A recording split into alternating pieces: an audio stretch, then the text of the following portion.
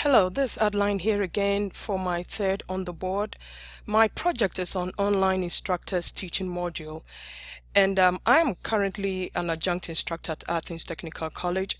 So for this project, I saw the Dean of General Education and Online Learning, Dr. Mary Claire DiGiacomo, and she has been thinking about a project for instructing um, instructors on how to teach online. So when I saw her about a project to do, she was really excited. So we decided to work together on this project. So let's start. For this project, it's going to be such that it's going to be simple. I have the Athens Tech background with the Athens Tech colors here.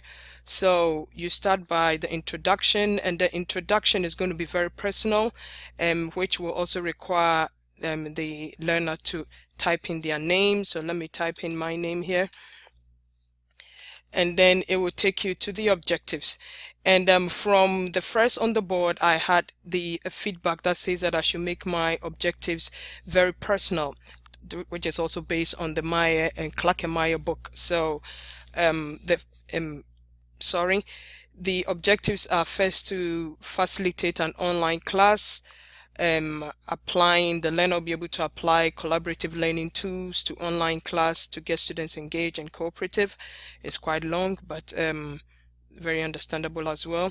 And also employ technology effectively and efficiently to evaluate students' performance. So Dr. Mary Claire said she wanted each module to be about an hour. I initially wanted it to be like 30 minutes.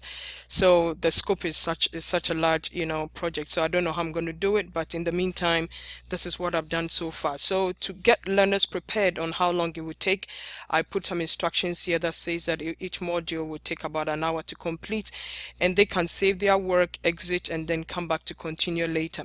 So for module 1, the main objective, which is also the lesson, is facilitating an online class. So there's going to be a question that says, that asks them about their familiarity with teaching an online class. So whatever answer they choose, they get a feedback back that says that that's all right. In this module, you will learn about resources that will enhance and enrich your online teaching experience. So you click next to continue. So the first module, they'll introduce to the different type of learners. There are so many different types of online learners. So as an instructor, you will be required to know who your learners are. So each one of these are going to be like teaching lessons. So I hope these ones will cover about an hour, with the second one to go. So they have the new and then versus the experience, the motivated and not so motivated, those who are taking the classes because they are required versus those who are taking the classes because it's relevant to their to their program of study, the traditional, non-traditional, part-time, full-time, computer literate, and then the tech savvy.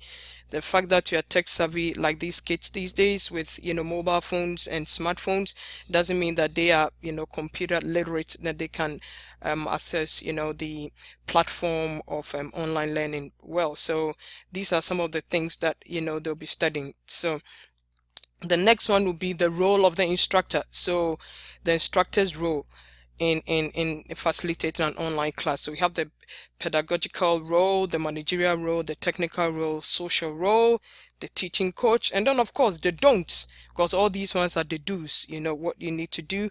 So of course the don'ts, the do not do this, if you really want to be an efficient online learning instructor. So I hope these two will cover basically, about an hour. I hope so. If not, I may have to, adjust. And then the second module will be on the collaborative learning tools. And on the collaborative learning tools, it all depends on what kind of learning environment is going to be. Is it going to be a synchronous learning environment or asynchronous learning environment? So the synchronous learning environment, it's live class, it has a virtual classroom, there's going to be webinar, chat room, video conferencing, and so many others.